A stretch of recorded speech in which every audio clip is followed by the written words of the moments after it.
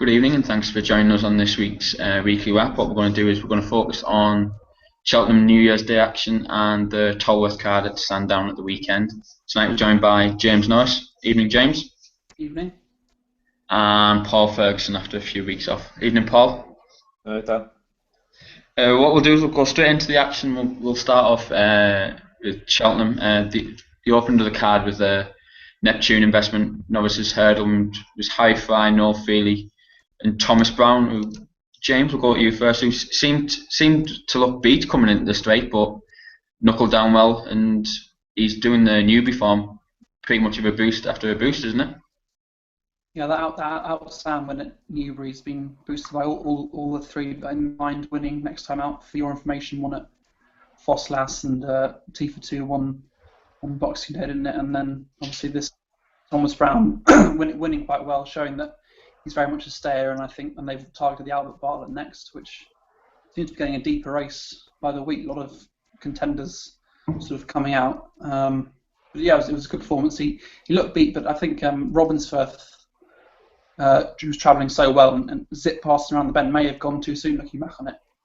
If he'd waited a bit longer, having travelled so strongly, he might not have given Thomas Brown the chance to come back. But Thomas Brown keeps improving, and he's along with Fly, who won at the weekend at Wincanton, is a good, solid contender for Harry Fry in that Albert Bartlett race. In behind, Different Gravy was a bit disappointed given how well his form had worked out. He didn't travel that well, but he plugged on, and I suppose he was okay. Zero Shades of Grey I was a bit disappointed by. Maybe I might be a bit harsh because it was his first test over hurdles, and the ground may not have been soft enough for him, and he probably wants 3 miles, but I expect a little bit more.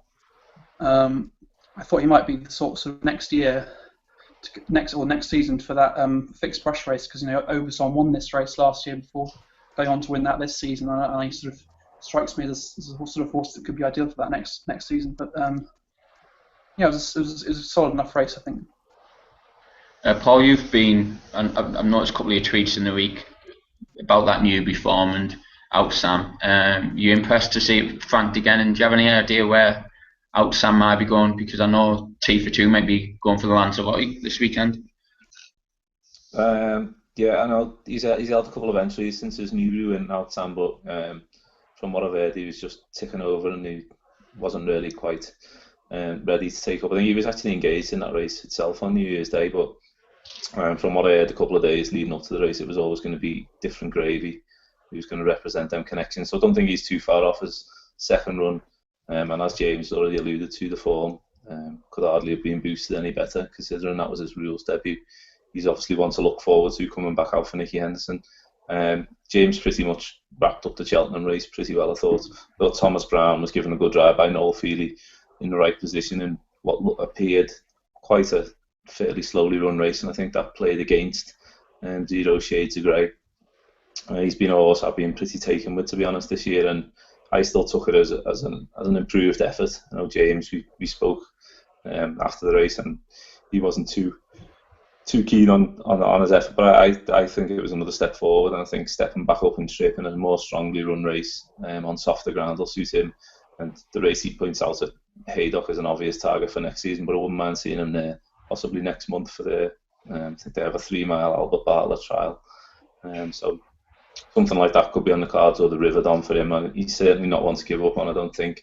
And again, I was impressed with the way Robinsworth travelled, and he travelled into the race, and that was a big step forward on his original win. He actually beat Zero Shades of Grey going back to their racecourse debuts last year in the bumper. And a couple of nice horses to take out of it, I think. Yeah, I think the form will work out decent. I know Rory mentioned when we were looking back at I think it was the open meeting, about Birchill saying that he'd improved for his running. Obviously, he's improved for his 100-metre appearance and better ground, so he's going the right way. So, like I said, I expect the form to work out throughout the season. Paul, we'll stay with you in relation to the big race on the card was the Grade 3 handicap chase, but also can be tied in well with the Dipper novices, because both of them are won by novices, obviously. Petite Sig in the Dipper and Splash of Ginge in the Bet Bright chase on the following race. What did you make of both their two performances and also the horses in behind? Well, certainly going forward from the novice point of view, I think the Diff is the race I'd be more interested in. I thought the front two and that both enhanced the festival claims. Don't think either done much wrong. Champagne West was probably left in front a tad earlier than ideal. I know Richard Johnson said that last time when he didn't jump particularly well. He thought he was in front sooner than he would have liked to be, and I think it was again the case on New Year's Day. But he done nothing wrong. It was good to see him. He returned his jump and was more like it was on debut in the steel plating sections. And I actually, for a brief second at the top of the hill, I thought he had Petit Zig cooked. And for the criticism Sam Twiston Davis has got this year, I think he deserves plaudits for the ride. He was quite cool on that because he probably wasn't as slick as he was at Ascot Petit Zig, but he come there and he did half pick up the home straight. And as I say, I think both of them enhanced their festival claims. Petit Zig obviously go for the JLT, and I'm looking forward to seeing Champagne West step up in trip for the RSA. I think he's still around 16-1, and he's certainly a big each way player in my opinion. In terms of the handicap, I don't think it was the strongest race. It certainly wasn't as strong as possibly the Paddy Power or the December race, but Splash of Ginge done it well. I think the money came for him and suggested that was going to be his day. Whether he's going to be up to stepping up in grade and taking on the likes of Petit Zig at the festival, obviously deserves to take his chance. But of the pair, if they clashed over the same course and distance, I'd certainly be with the Nichols runner personally. James, and to you, I think Petit Zig had questions to answer in relation to the track and the trip, and Champagne West probably got caught out by the drop down to 2.5 miles. Simple as what James said there, RSA for Champagne West and JLT for Petit Zig. Yeah, that's definitely the obvious route, and I think they're very highly likely to end up in those. Whether Champagne West runs again, I'm not sure. I think Petit Zig is probably going to go for the Pendle at Kempton. And the only thing about Champagne West in the RSA is he was keen again in that race, did you see early on? And whether that's going to stop him over 3 miles of fences, I'm not sure. It shouldn't this year, given King's Palace and Coney likely to go fast enough to keep him on his job. But Petit Zig, yeah, he was probably not as impressive as he was at Ascot. I thought he jumped so slick then, jumped so well, whereas at Cheltenham he made a mistake at the water and then was a bit fiddly at the next 2 or 3. But you could hardly question his effort at the end, and he stayed strongly. And next season, 3 miles should be no problem. And he's probably the strongest looking novice in this country, certainly at less than 3 miles. And he should give anyone Vos or Gil Campbell should give him a proper race. Whereas in the handicap, yes, Splash of Ginge showed a lot of pace compared to Cade de Burle. I thought Cade de Burle was always slightly going faster than he ideally wanted, and he might be a horse to step up and trip now. Maybe at the festival, maybe earlier on something like the Racing Post Trophy. I think if he can travel a bit better, because he was always just behind the bridle, he might show an improved effort because he's quite high in the handicap now. Whereas Splash of Ginge outpaced him from 2 out and showed this is his trip. But yeah, as Paul said, I can't see him really threatening Petit Zig. It seemed a very good opportunity, and he took it. Beating Hunt Ball it was good to see Hunt Ball back to some sort of form, because he obviously been in the wilderness for a bit, and he showed something at Ascot in the hurdle behind Fletcher's Flyer, and then he seemed to show a lot more enthusiasm now. Maybe Henderson can get him back to where he was, and he could be an interesting player at the festival. I think I agree with that, especially on better ground, which is what he's showed when he was with Anthony Knott. Paul, just in relation to Petit Zig, I'm guessing you'd be looking forward to seeing Justice Hill on Friday if he takes up his engagement at Doncaster. Yeah, he's got an entry on Saturday as well, but I think from what I'm hearing, I think he's expected to turn up at Doncaster yet, definitely. As I've said a couple of times this year, I think we've all said it, he's probably pretty much high up on our list of 2 mile novice chasers, certainly of the English contenders, and he's franked the form. He will be expected to come on strip fitter for that debut at Ascot, and wherever he lines up, hopefully he'll go and take the beating, and you'd probably want to see him again then before Cheltenham. But I think the race is a 2 miles 3 at Doncaster, and I think the entry he's got on Saturday is 2 mile 4, so probably then want to see him drop back, maybe something like the Kingmaker or something at Warwick. Could be an option, but obviously Connections will probably want to get the weekend out the way. But yeah, looking forward to seeing him, and that form ties up, as James has said, Petit Zig probably just about the pick of the English novices so far on what he's achieved. And I think you tweeted earlier in the week after the race, the way he's been campaigned, I think it's good from Nicholas. You see a lot of these novices get wrapped up in cotton wool, and he came out and said before the race that before he made his chase debut that he wasn't as foot perfect or a natural at home as they expected. Came out and won at Exeter and then sent him to a track like Warwick, which takes a bit of jumping. And then he stepped up massively on that at Ascot, and he had the experience in the bag to go and do the business on New Year's Day. So I think he's been campaigned well, and it does show that there's races to be won with these novices, because I know a lot of trainers complain now and say that it's hard to rattle up a sequence, but he's proved it otherwise. Agree there. Like I said, it's beneficial to learn on the job, and Padizig is definitely doing that. One of the ones who we go on to the Open division now and looking at Rockon Ruby, he's seemed to be taking Oscar Whiskey's previous mantle for 2.5 mile hurdles around Cheltenham. Paul, do you think the world hurdle is going to stretch him, and is Cole Harden possibly the one out the front three to look at as a world hurdle option? Yeah, I thought Cole Harden run well, yeah. Yeah, I do think it'll stretch him, to be honest. If he was mine, getting on, I know he's getting on in years now, Rockon Ruby, I'd be tempted to go straight to Aintree for the 2.5 mile Aintree hurdle. I think that he obviously showed last year. I think he was beating a head or a neck, wasn't he, by the new one. If he was to skip Cheltenham and arrive there fresh, you'd have to say he'd have a live chance. I think the world hurdle will stretch him. So that would be the route I'd be looking at personally if he was mine. In terms of the world hurdle, yeah, Cole Harden, I thought he'd done little wrong over a trip inadequate of his best and beat that. I think the fact that Barry was quick to choose Vanity, I think that was partially to do with the weight he was receiving as well. But I think you could tell by the way he drifted in the market, he was probably expected to need that return again over an inadequate trip, and I'd expect him to step up massively on that. Hopefully they'll get him out, possibly maybe in the Cleve hurdle we could see beat that return to 3 miles. And he's still certainly not one to write off for the world hurdle. James, and yourself, thought on the 2 mile 4.5 furlong hurdle, and if you want to move on to the 4-year-old bumper side. Yeah, well, beat that I thought was a very clear example of horse blowing up, because he actually travelled quite ominously and then just found nothing. So you can't be too discouraged by that. Rockon Ruby, I think he'll be probably stretched in the world title, but the contenders are hardly solid at the moment. So I think he's probably worth a try, especially when you think of his Cheltenham record. I thought the race made Volney the Tay look pretty good, given he finished pretty much exactly the same distance behind Rockon Ruby as Vanater did, and he wasn't receiving any weight that time in the Relkeel. But Vanater, I think, was a little bit off for some reason. Garrity said in his blog he thought those 2 hard races earlier in the season had taken their toll, and maybe it was a bit soon after taking on the new one in soft ground. He was just a little bit flat. He jumped poorly, I thought, and didn't quite travel as strongly as you'd hope. So I suspect I'll have to go back to 2 miles and just try and avoid the likes of the new one. Maybe somewhere like the Sandown Contenders Hurdle, because I think the new one's going to Haydock.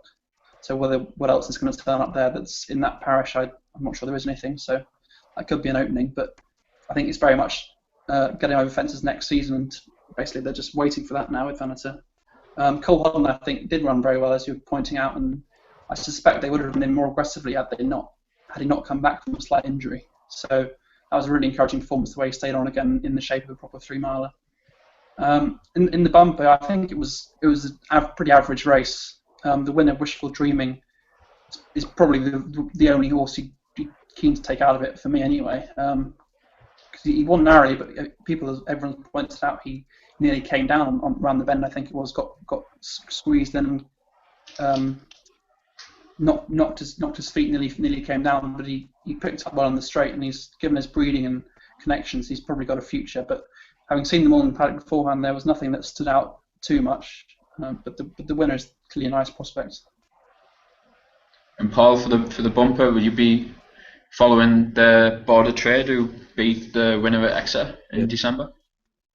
Yeah, certainly want to know. So he was marked down as one of the early season promising types, and nice to see the form boost. As James said, I'm not sure how strong particularly the race was, but I'd had word from a couple of lads in Ireland, that the Shark Hanlon horse that ended up getting backed into favouritism, I think it was called Camlan, was well fancied. He had that a couple of days before the race, so, and the money came for it, so he clearly was. So he's probably one to note. He travelled quite well to the foot of the hill for Gersey. But as you said, if the winner wouldn't have clipped deals like he did, he probably would have won more impressively. So I think the right horse won the race. But whether it turns out to be a strong renewal as it has done in the past, time will tell. James, I was reading your update on the Supreme blog yesterday, and obviously it's only fair that we start with you for the Tolworth hurdle, which was won by Lammy Surge. I'm still not sold on Lammy Surge. I think there's chinks there, and I tried to get him beat on Saturday by backing Jolly's Cracked It, thinking that he'd get a turn to race a little bit longer from Shelford, but he just keeps on improving and answers any questions which are thrown at him. Are you impressed by him, and is he rightly the favourite at the moment? Yeah, I'm impressed. I think he's pretty solid. His form might look a bit iffy given he's beaten so few horses and the races seem to have fallen apart, but I thought the way he showed that speed to come clear of Jolly's Cracked It in such nasty ground was really quite taking. Whether he's a proper Supreme winner, I'm not as convinced. I think he's going to be difficult to keep out of the three at this stage, but I'm still concerned about his jumping. I think it's a bit slow. He can get a bit high, and early on, Jolly's Cracked It was very, very quick and low over his obstacles, and in a fast run race, you could have seen Lammy Surge just lose a bit of ground, but it was never an issue in that, and it hasn't been so far this season. But when he comes up against, in a race like the Supreme, when they're going flat out, he could just find himself with some ground to make up late on. And I imagine his class will get him involved, but I'm not sure if there'll be something jumping really well ahead of him that is just too difficult to catch. But I wouldn't be desperate to knock him. He's not a horse I'd say, oh, he lay for the Supreme or anything like that. He might be a bit short now, but I think he's beaten the right horse there, and Jolly's Cracked It, I'd been really impressed with this season, and is looking at Bet for Hurdle next. And he's beaten him very easily, so I'm not sure how many other horses around are going to be able to do that. It's a shame, I think, on Saturday that Douvan has got, it's seemingly a simple task having looked at the entries in that Moscow Fly Hurdle, because I'm not sure we'll learn too much more about him, but if he really hacks up, he could come back into favouritism. But yeah, Lammy Surge is certainly solid this side of the Irish Sea. It was a bit disappointing that Shelford couldn't offer more, as you say, to give Jolly's Cracked It a go. But I think Lammy Surge looked different class and just proved that Jolly's Cracked It is not quite at the level we'd hoped. Paul, I think the Supreme's going to be Lammy Surge's 10th start over hurdles. I can't remember a horse winning the Supreme after 10 hurdle starts. Do you expect someone to improve past him, or given the fact that it sounds as though he's going to be Simon Munir's possibly number one charge, is it the fact that none of the impressive juveniles are actually going to give him much to think about, and the contenders are pretty much thin on the ground at the moment? Yeah, they are quite thin on the ground, and I wouldn't know the answer to the question. I think Paul Jones is your man who'd know the answer to whether there's a horse running on his 10th run. I think it'd probably be a long while. I was trying to think. There was a few second season novices last year who done alright. Obviously, the Tour Tank and Black Fontana was a second season, wasn't it? But don't know whether one's won the Supreme in recent years. His form in France was actually, he ran right behind a few decent horses though. When you look back at it, I think he's improved more than connections expected. When you hear Nicky Henderson talk, he said that Anthony Bromley bought him with the intention, thinking he was well handicapped, which he obviously proved to be in the Jerry Field. And I think James covered the race well for Saturday. Like yourself, I tried to take him on with Jolly's Cracked It. I was impressed with him both times at Ascot. And if you think that horse is decent, the way he kicked him out the ground, the simple way to look at the race is Lammy Surge is probably the best English novice that we've seen so far. But as James alluded to, his jumping will be a concern when he goes up. You know, when he faces a stronger field like he will do in the Supreme at a true gallop that he go in the opener and on quicker ground. So, he probably deserves to be favourite at the moment, and we're probably running out of time for some new contenders to come on, because looking now we're less than 9 weeks till the festival starts. So he deserves a place at the head of the market. He probably won't be much short to come the day though. So if you like him, certainly wouldn't be rushing to back him now at 5-1. See how anything else develops, like James says, with Duvan and everything else that Mullins has got to throw. Because he has actually mentioned that he might go up in trip, even though he's intended to run over 2 miles on Saturday. But yeah, he sets the standard, but he's not one I'd be looking to back. And as you say, with the Munir horses, at least that'll probably give Peace and Co fans who have backed him for the Triumph a bit of peace, as you now have to assume that he'll be going down the Triumph route, because he's not going to run two from the same stable and same ownership against each other, I wouldn't have thought. Yeah, I think finesse hurdle's been mentioned for Peace and Co. But Paul, I'll just stay with you about the Mullins angle. Obviously, Tell Us More got beaten at the weekend by his, I think it was stablemate, and Mullins looked delighted with it in the picture and Twitter and connections. What did you make of the performance? Going into the race, I didn't think Free Expression was a 2 mile 4 horse, and coming out of the race, did it look like the Free Expression and Tell Us More probably end up looking more like 2 mile horses themselves and could be supreme bound, or especially Tell Us More?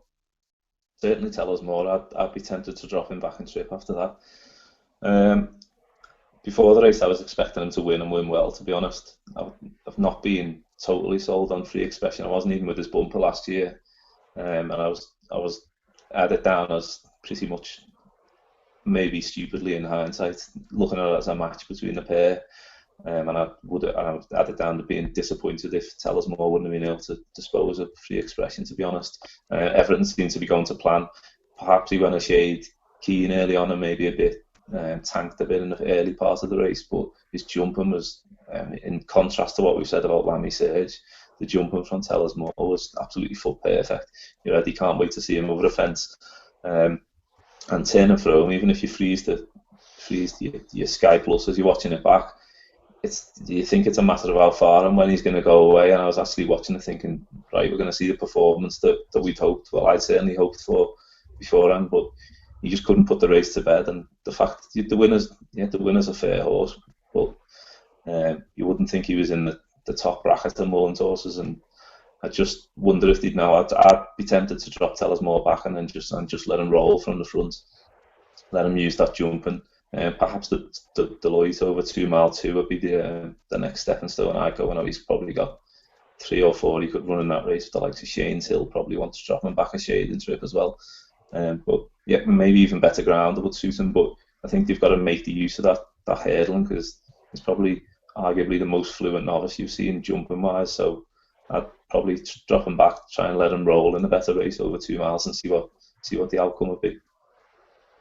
James, is he on your short list? Because obviously we pretty much, if Brian Cooper picks something else, we might be likely, if Duvan does go up in trip, it could be another Ruby Walsh masterclass from the front on a Willie Mullins in the first race on a Tuesday. I'm not sure what else they've got there, have they, for the Supreme? I'd be surprised if McKinley went for that now, having won that race. But yeah, if he drops back, that jumping is going to be so useful. And it could easily be what you say, it's another horse bombing in the front, jumping so well that the others can't get to him. And then watching that race the weekend, it was just bizarre. You think, watching it, thinking, wow, what a jump that is! Look at this horse, how good is he? Oh, and he's beaten. You just think, how's he got beaten? He just looks so much better than the others during the race. Whether there is an element of being a bit keen and going a bit hard, I'm not sure. It didn't look to be going too hard, and it's just a funny result. I struggle to believe that that's anything like their comparative abilities. I thought Tell Us More was right up there with the most exciting horses going hurdling, and he wouldn't put me off too much if he goes to the Neptune or the Supreme after that. But yeah, it's probably worth trying him back in trip to see whether he that's what he needs. But I suspect you could probably give him another go over 2.5 in a different race, a different day. He might just be a lot better than he looked there. But I just think it was probably some sort of flukish result. Like, I'd be surprised if McKinley went on to be competitive at the Cheltenham Festival. Given he was a point-to-point winner, and the fact that he won his bumper on, I think it was 2 mile 2 on soft or heavy. I think it was the same point-to-point bumper the first lieutenant when he won at Garin. I was of the opinion when I was putting the book together this year that he probably would want a trip. But when I interviewed Jamie Codd, he was pretty adamant that he wouldn't want 3 miles, and he didn't necessarily need a trip this young, this early in his career. So again, whether he gave him a feel that he's got the pace or the tactical speed to be better over shorter, or certainly, but as we've said, I think the main asset for him at the moment is jumping. So you want to use that and just let him roll. We'll finish with the Sandown card it was a Paul Nicholls handicap double, one with Mr. Mole, who seemingly he's gone to the game spirit now and could end up being JP McManus's champion chase contender with Uxie Zondra disappointing over Christmas. And Union East, I think all the right dogs were barking on the night before, and obviously price-wise with his mythical 6-1 on Union East. That the rain came in time, and lo and behold, he wins powering away. James, Mr. Mole, has he got a chance in a? If you take out, well, less than 100% Sprinter Sacre and Saïd Gouji, who probably will come back to something near his best, has he got a chance of place money come Cheltenham? I think it's unlikely. He's been a talented horse from day one, but he's had seemingly mental issues that seems to be getting over with these new tactics. But just because he's won a race relatively well over 2 miles doesn't necessarily make him a champion chase horse, which seems to be criteria nowadays, given the concerns about others. But I think when he comes into a race like that, that'll be going much too hard for him, and I don't think he'll see the sort of same jumping and the same sort of confidence in himself that we saw there. Union East was impressive. Everything was very simple for him, wasn't it? Jumped well in that ground. Whenever Noel Feely asked him to make up anything on his pursuers, he'd always respond and was never really any danger, and pulled clear in impressive fashion. I think he seems to look at his best in that sort of wet ground. So whether the Grand National is going to suit him, I wouldn't be so confident. But he ran in the Hennessy really well, and we pointed out he was probably an eye catcher there and looked Welsh national type, but he skipped that possibly because the ultimate aim was the Grand National. So he's probably coming back to what he looked like when he won that December Gold Cup as a 4-year-old, and he could be very very interesting in that deep round. Whether he's going to win a national on quicker ground, I'm not 100% convinced. And Paul, I think a lot of talk about Union East and national bid has been about his age, but I think he's been raised £11 as well for that win at the weekend, so that takes him at 159. Any big festival aspirations, do you think, for both Union East and Mr. Mole, or have they had the day in the sun so far this season? Not for me. The day in the rain, I think, more than the day in the sun. But I think James covered it well. Mr. Mole, slightly reformed character, but it's a huge step up in class. Talking about winning that handicap against Brick Red, and can potentially taking on Sprinter Sacre if he comes back. And Union East, he realised in conditions. I'd have been thinking more along the lines of something like the Argento, that kind of route, while the ground is soft rather than the National. But I know John Hales, I remember him saying the day he won his novice chase first time out at Aintree a couple of years ago as a 4-year-old, he was adamant he'd be back for the National one day. So I think it's him who's going to be pushing for that route. We know what John Hales wants. He normally gets as well with Alpha Off.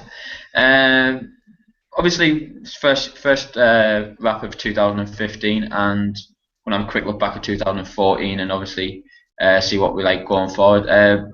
James, what the National Hunt scene in 2014? What was the highlights for you, or what were the highlights for you? Sorry.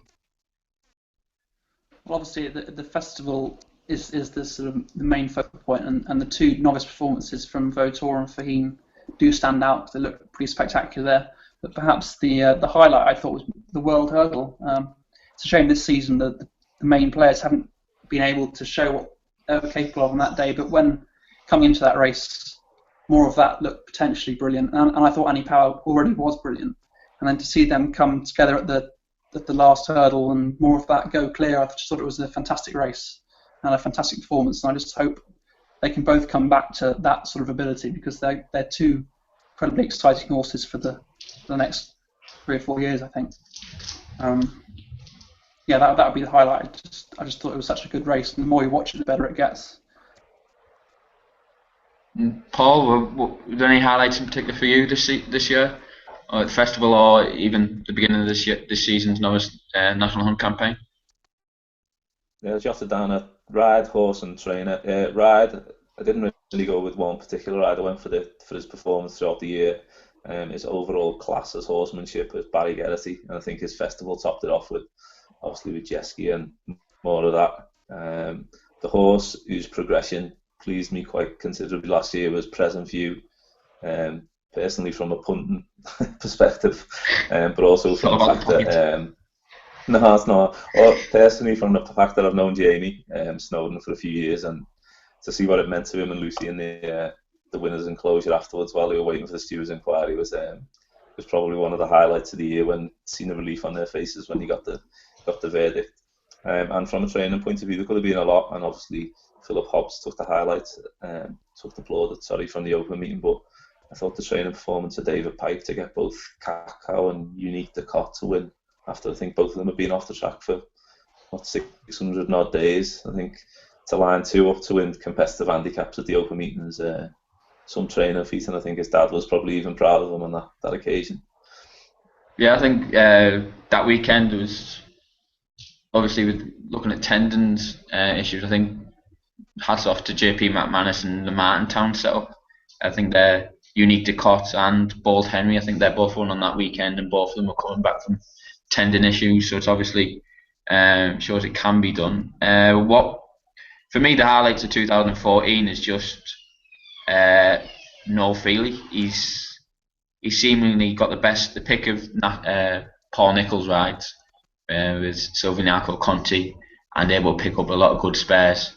And he's got finger in two of the best newcomer trainers' pies with Harry Fry and Charlie Longston. I think he knows where his bread's buttered there, and it'd be no surprise if he keeps on. I know he was did an interview in the Racing Post, and he said he's got the appetite to go for another 20 years, which probably takes him to his late 50s, which I don't think will be the case. But there's every chance that over the next 10 years, especially with Harry Fry, that relationship's going to go very, very far. James, predictions? Any predictions, or you just going to sit on your hands? Well, I really like Super Sunday, and his Ascot bumper form was boosted a couple of days ago by Final Nudge, and I think that defeat of Yanworth is going to improve really strong form. And I haven't been particularly taken with the Irish bumper horses yet, so I do see him as the likeliest winner at this stage of the Champion Bumper. So that would be a prediction. I think he's probably a horse to follow, with the possibility of even going back on the flat given his trainer. Other than that, prediction to win the Ascot Gold Cup then? Well, no, I wouldn't predict that, but Champion Bumper is a good start anyway. And looking back at the weekend again, I thought Bouveroy ran an interesting race. He was keen during it. He's by the same star as Bristol de Mai. He was given far too much to do when the front 3 or 4 were left clear. But he performed well to be a threat in the straight, and he could be a Fred Winter horse. So that's another horse to keep an eye on, I think. Paul, yourself, any thoughts, aspirations, predictions for 2015? Yeah, just before I go on to mine, talking about the Irish bumper horses, I know Jesse Harrington has apparently got a nice one. That's another half brother to Jetson and Jetski called Jet, which is going to be due out soon. So original. Viewers should keep an eye out for that one and among the entries. Hopefully it'll be out soon. Of my predictions, I've tied up my trainer and horse together with Dan Skelton and Value at Risk, who I mentioned a couple of weeks ago when I was last on here. Top class bumper horse in Ireland last year. See James crossing his fingers there. Done nothing wrong at Newbury on his hurdles debut. He goes to Cheltenham on trials day. Hopefully he'll win well there, and then to go for the Neptune or step up and trip for the Albert Bar. That's the breeding on the dam side suggests that he will improve considerably when he goes up to 3 miles. But even if he's not up to mixing it with the best at this year's festival, if we're talking about 2015's predictions, watch out for him in October and November when he goes over the fence. I'll keep it simple. Now John Joe O'Neill's had a winner. John Joe informed Claxon was going out today. He's gonna more of that will probably dot up in the World Hurdle, and Cornigree to win the Hennessy in 2015. Keep it simple. But bold choice, isn't it, for them to go for the Argento, as they're saying today? yeah, I think obviously with the likes of King's Palace was given the Gold Cup entry, and Cornigree going the Argento. Argento's normally a bit of a weak race. Cape Tribulation ran it a couple of years ago. Yeah. Yeah, I think many clouds is going there, I think, this year. Yeah, Smad Place, I think, as well. Yeah, Smart Place and many clouds this year, so. Be interesting to see how Cornigree puts their jump into the sword if he can. But James, Paul, thanks a lot for your time tonight, and we'll look back at the Lanzarote meeting at Kempton and the Betfred Classic Chase at Warwick next week. James, Paul, thanks a lot. Cheers. Thank you.